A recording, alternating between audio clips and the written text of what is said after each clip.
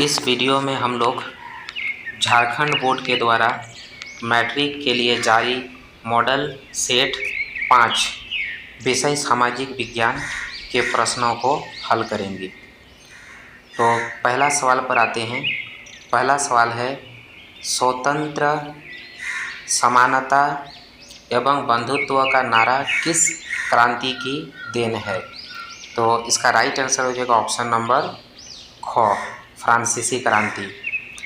अगला प्रश्न पर आते हैं, क्वेश्चन नंबर 2 पर। क्वेश्चन नंबर 2 है, बिस्मार्क जर्मनी का प्रथम चांसलर कब बना? इसका राइट आंसर हो जाएगा ऑप्शन नंबर क, ऑप्शन नंबर क, 1871। तीसरा प्रश्न पर आते हैं, क्वेश्चन नंबर 3, मनुष्य स्वतंत्र पैदा हुआ है किंतु वो सर्वत्र बंधनों से जकड़ा हुआ है, यह कथन किस दार्शनिक का है? तो इसका राइट आंसर हो जाएगा रूसो। यह रूसो का कथन है। चौथा प्रश्न पर आते हैं। चौथा प्रश्न है, किसके कल्पना आदर्श यानी यूटोपिया में एक आदर्श समाज की कल्पना की गई है? तो क्वेश्चन नंबर 4 का आंसर हो जाएगा नेपोलियन, ऑप्शन नंबर ख। अगला प्रश्न पर आते हैं। अगला प्रश्न है प्रश्न संख्या 5, यंग इटली की स्थापना किसने की? तो यंग इटली की स्थापना किसने की? इसका राइट आंसर हो जाएगा ऑप्शन नंबर ख, मैतिसनी। अगला प्रश्न प्रश्न संख्या 6 पर आते हैं।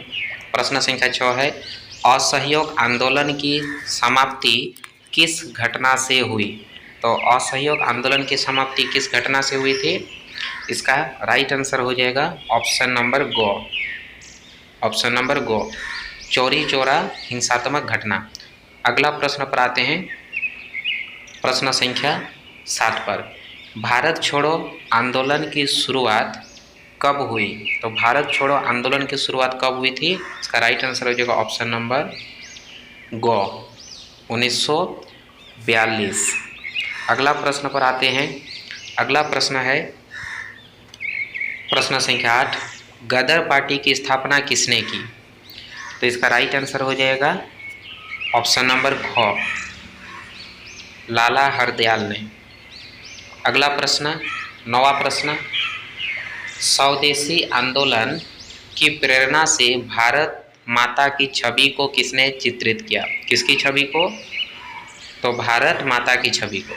इसका राइट आंसर हो जाएगा ऑप्शन नंबर ग, ऑप्शन नंबर गो, अबिंद्रनाथ टैगोर।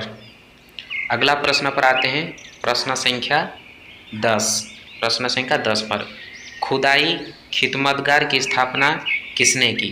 तो इसका राइट आंसर हो जाएगा ऑप्शन नंबर गो, अब्दुल गफ्फर खान, अब्दुल गफ्फर खान। अगला प्रश्न पर आते हैं।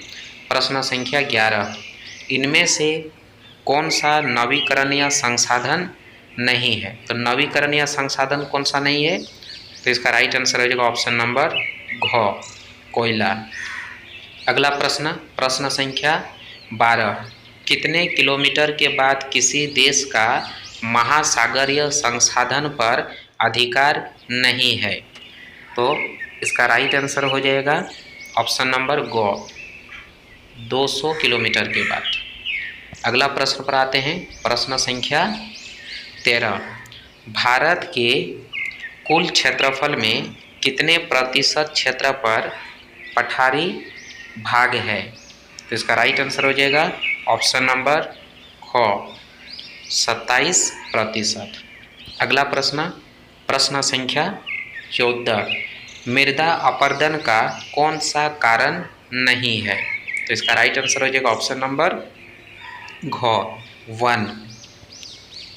अगला प्रश्न प्रश्न संख्या 15, भारत में उपलब्ध स्तनधारियों में से कितने प्रतिशत को लुप्त होने का खतरा है?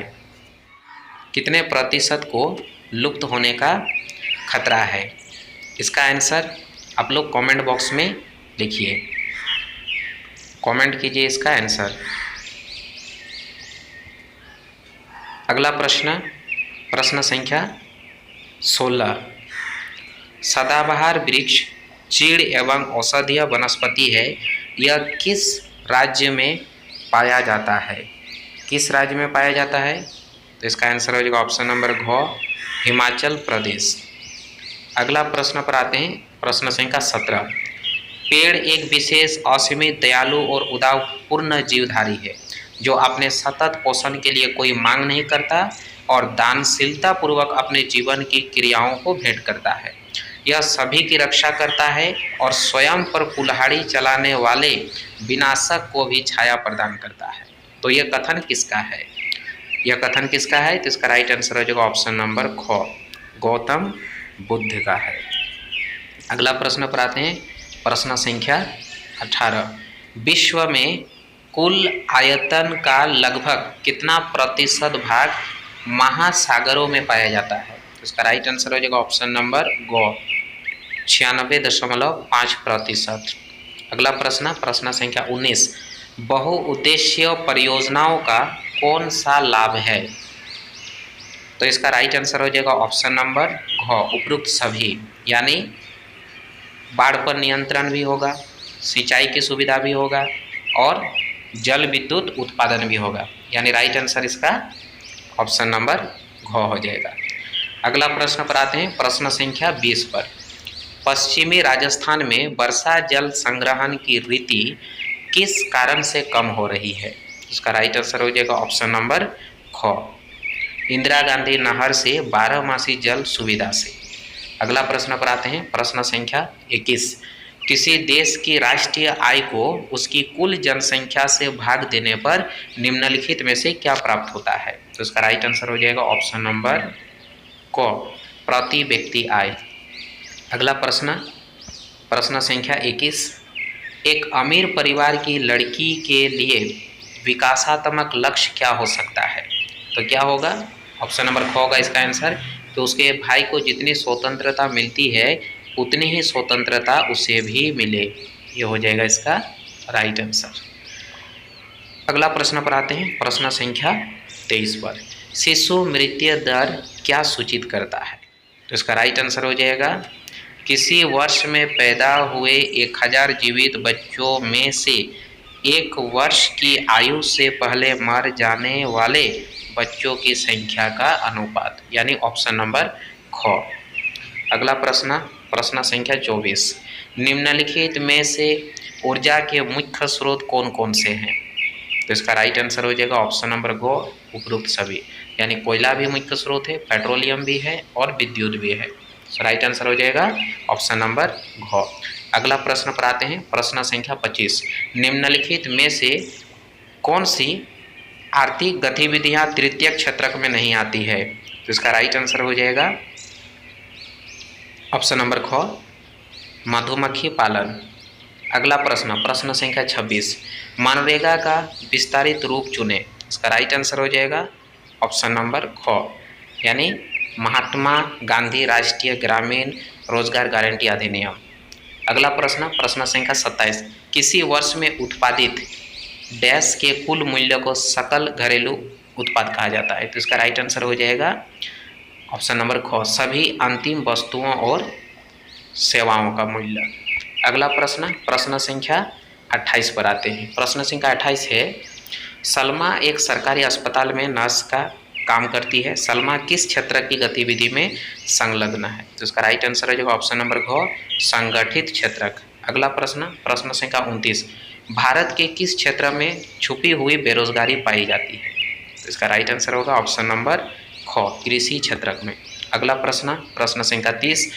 इस क्षेत्र में श्रमिक माल का उत्पादन नहीं करते हैं, तो कौन सा होगा? इसका राइट आंसर है जो ऑप्शन नंबर ग, तृतीय क्षेत्रक में माल का उत्पादन नहीं करते हैं।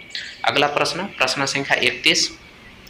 बेल्जियम में सत्ता की साझेदारी के संबंध में कौन सा कथन असत्य है? तो इसका राइट आंसर हो जाएगा ऑप्शन नंबर ग।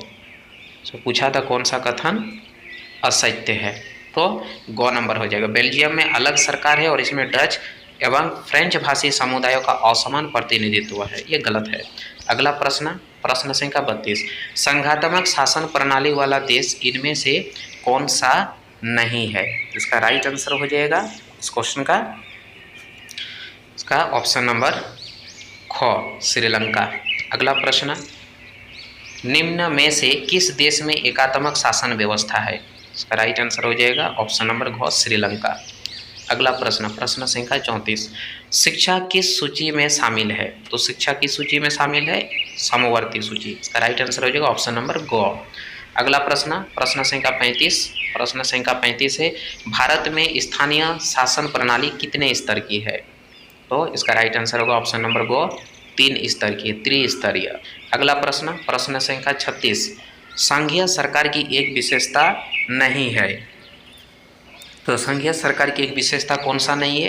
इसका राइट आंसर हो जाएगा ऑप्शन नंबर ग। ऑप्शन नंबर ग हो जाएगा इसका राइट आंसर। ऑप्शन नंबर ग है, निर्वाचित पदाधिकारी ही सरकार में सर्वोच्च ताकत का उपयोग करते हैं। अगला प्रश्न, प्रश्न संख्या 37, निम्न में कौन सुमेलित है?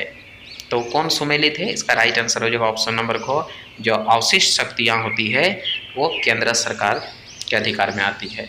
अगला प्रश्न, प्रश्न संख्या 38, इनमें से कौन सा एक हित समूह का उदाहरण है? इसका राइट आंसर हो जाएगा ऑप्शन नंबर को बामसेफ। अगला प्रश्न, प्रश्न संख्या 39, नेपाल में हुए जनसंघर्ष को निम्न में से क्या कहा गया था? तो क्या कहा गया था? इसको कहा गया था लोकतंत्र के लिए दूसरा आंदोलन, इसलिए इसका राइट आंसर होगा ऑप्शन नंबर ग। लास्ट प्रश्न सेट 5 का सोशल साइंस के 40वां प्रश्न, प्रश्न है, लोकतंत्र और जनसंघर्ष के संबंध में क्या असत्य है? उसका राइट आंसर हो जाएगा ऑप्शन नंबर क। ऑप्शन नंबर क हो जाएगा इसका राइट आंसर। ये असत्य है कि लोकतंत्र का जनसंघर्ष के माध्यम से विकास अवरुद्ध होता है।